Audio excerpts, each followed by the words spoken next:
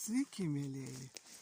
Sveikinu jūs visus su pavasariu atėjusiu.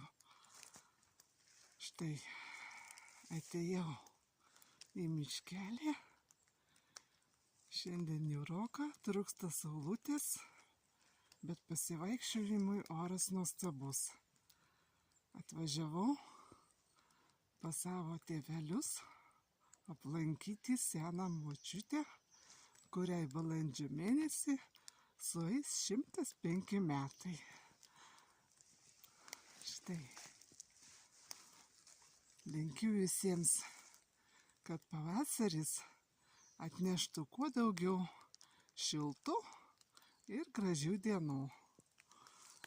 Kad nuotaika būtų gera, kad skambėtų pačios gražiausios lietuviškos dainos. Kad meilė niekada neišblėstų iš jūsų širdelių. Būkite visi sveiki, mylimi ir laimingi. Sėkmės!